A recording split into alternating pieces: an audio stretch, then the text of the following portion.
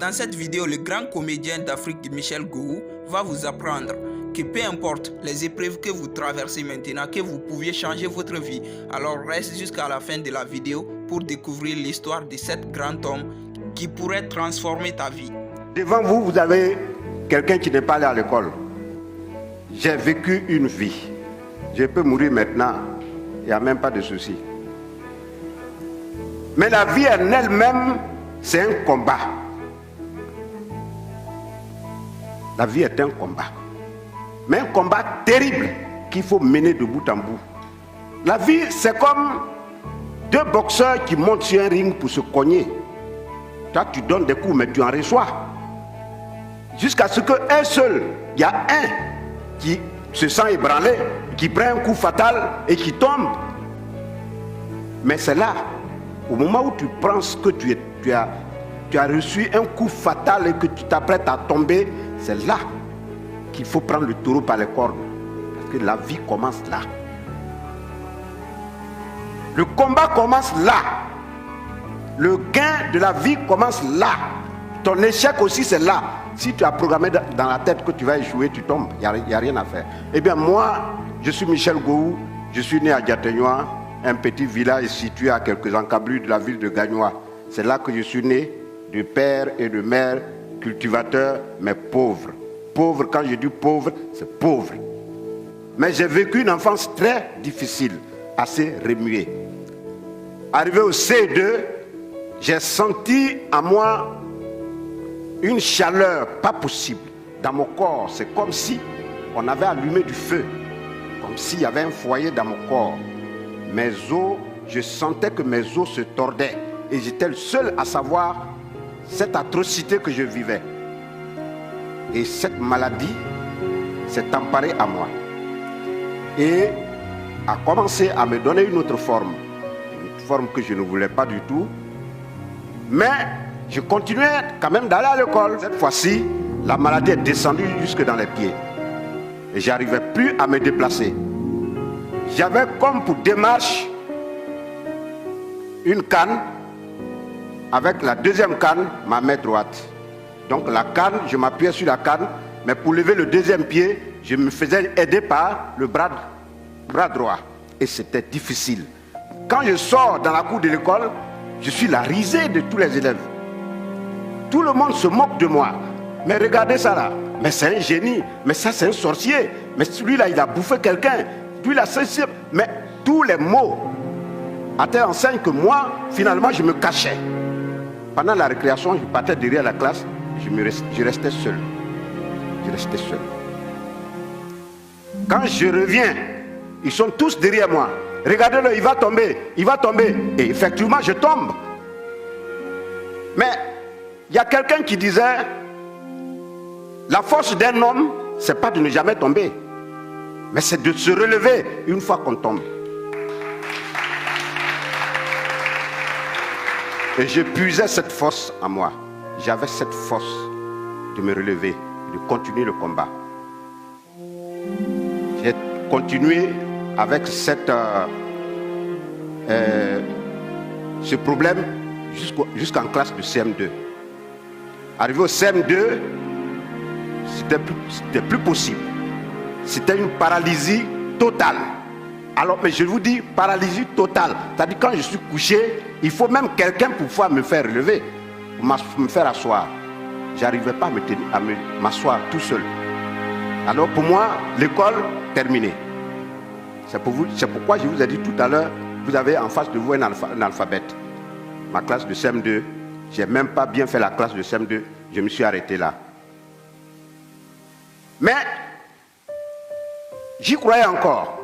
Malgré que tout était fini, j'étais couché là. Et puis un oncle qui a débarqué du Burkina Faso et qui m'a vu là, couché.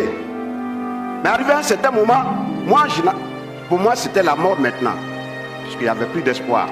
L'oncle est arrivé, il m'a vu couché, il dit, mais ce petit, vous le laissez mourir là alors qu'il y a des possibilités de le récupérer. Donc les parents ont dit, bon, là, dans son état là, en tout cas, prends-le, va avec lui où tu veux et soigne-le. Si il a pu guérir, c'est tant mieux. S'il n'a pas pu guérir aussi, c'est Dieu qui l'aura voulu. Et il me prend direction Burkina Faso. Mais en passant par Oumé, parce qu'on partait prendre le train à Bouaké. Donc, arrivé à Oumé, à la gare routière, il me dit, bon, attends-moi là, je vais voir un de tes oncles quelque part dans un village là, je reviens te récupérer et puis on continue. Je dis, mais pourquoi je ne vais pas avec toi? C'est là il me ressort. J'ai dit à cet oncle que je viens avec toi. Et il m'a dit ceci. Arrivé à Oumé, laisse le petit là-bas, parce qu'avec la forme qu'il a, la façon il est là, si tu viens avec lui ici, mes voisins vont se moquer de moi. Quand il m'a dit ça, je n'ai pas pu me retenir, j'ai pleuré tout le temps. Mais j'ai pleuré. Quand il est revenu, il m'a trouvé les yeux enflés, complètement tuméfiés. On a continué. Mais je me suis dit quoi? Dieu existe. Il n'existe pas pour une seule personne, pour tout le monde. Autant que nous sommes sur cette terre. Là où je vais, mon seul objectif, c'est de guérir et revenir. Si je guéris et que je reviens, je me battrai contre vents et marées pour réussir dans la vie. Et cet oncle, il verra. Dieu merci. On continue sur le Burkina Faso. 3 ans de traitement dans un village. 3 ans de traitement dans un village. Heureusement, j'ai pu retrouver l'usage de mes membres. Je reviens alors sur Abidjan, sur Gagnoa, là ma ville natale. J'arrive au village, tout le monde est surpris de me voir sur pied. Pas de béquilles, pas de canne, rien. Je marchais tranquillement, comme vous me voyez actuellement. Mais je me suis dit, ça ne s'arrête pas là. La vie n'est pas encore gagnée, il faut foncer. Alors j'ai commencé à faire les petits métiers. L'école pour moi c'était fini. Puisque les parents n'avaient pas d'argent pour m'assurer les cours au collège, pour moi l'école c'est terminé. Il faut maintenant être autodidacte pour pouvoir avancer. Parce que l'école, ça te met sur la voie, pour pouvoir te guider. Et après maintenant tu te prends en charge, tu continues, tu fais le reste. J'ai eu quand même le B.A.B.A. de l'école, je sais lire, je sais écrire. Ok. Je commence avec les petits métiers à Gagnoa. Je suis allé gérer une boutique. J'étais payé 6 000 francs par mois. Après ça, je suis allé vendre du café à la gare routière. Ceux qui connaissent la gare routière de Gagnoa, j'ai vendu du café là pendant 1 an. Après, je suis allé vendre de l'eau à travers la ville. Après ça, j'ai été pompiste. Après, je suis allé encore apprendre le métier d'électronicien. Télé, radio. J'ai fait tout ça. Mais, parallèlement à ça, j'avais une passion à moi. C'était le théâtre. Donc j'ai intégré la troupe théâtrale, le Fromager Théâtre de Gagnoa. À mes heures perdues, je faisais mes répétitions. Mais à un certain moment, je me suis dit, il faut aller plus loin. Donc je suis allé dire à mon père au village, je vais à Abidjan. Il me dit non, Abidjan, là-bas, il y a des gens qui sont bien bâtis, bien valides. Mais toi, regarde dans ta forme d'un handicapé. Tu peux faire quoi à Abidjan? Reste ici. On va se débrouiller. J'ai dit non. Abidjan est mieux. Abidjan est mieux. Alors, qu'est-ce que je fais? J'ai pas d'argent pour partir. Pas le transport. Je commence à avoir les travaux champêtres. Je travaille dans les champs des gens. On me donnait 300 francs par jour. Tu commences à 8 heures, tu finis à 15 heures, tu donnes 300 francs. J'ai pu rassembler 5 000 francs. Comptez vous-même. 300 francs. Si tu as pu avoir 5 000, ça fait combien de jours de travail? Ah, c'est ça. Donc je débarque en ville pour prendre le car. Donc, les gens chantent aujourd'hui, allons à Gagnoa, Gagnoa. Mais à l'époque, moi j'avais déjà chanté, allons à Abidjan, Abidjan. Ah, c'est ça.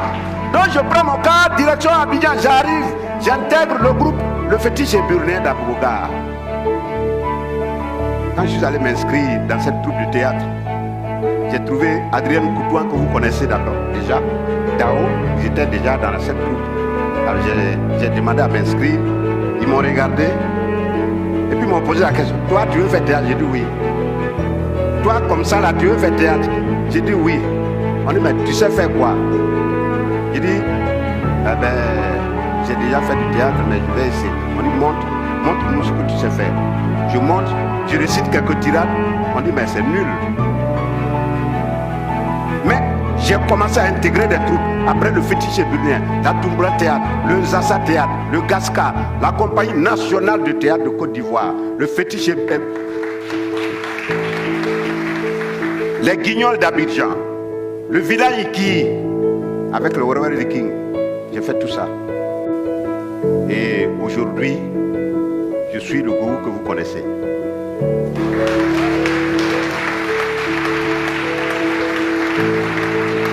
Mais, je me dis quoi? Maintenant que je suis là, il faut avancer. Mais il faut s'adosser sur le passé pour se propulser dans le futur.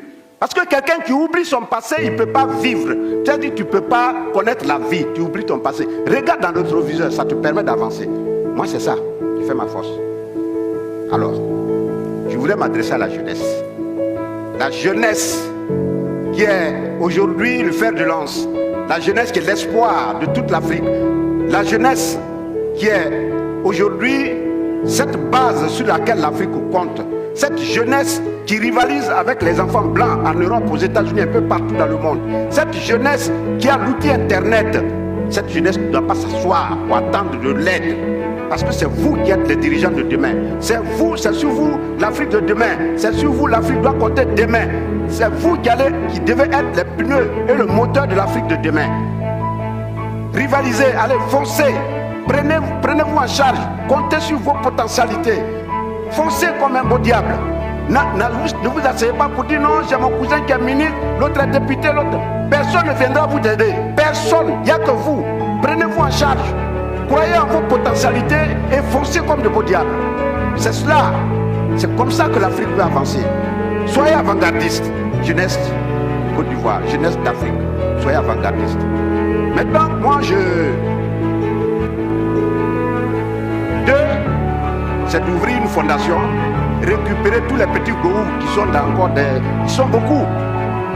Des enfants qui ont perdu le sens de la vie, qui ont perdu l'espoir et qui veulent vraiment s'attacher à la vie. Aller les récupérer, les former, leur donner un nouveau souffle de vie, leur donner un fouet pour pouvoir se prendre en charge dans la vie. C'est cette fondation que je suis en train de mettre sur pied aussi.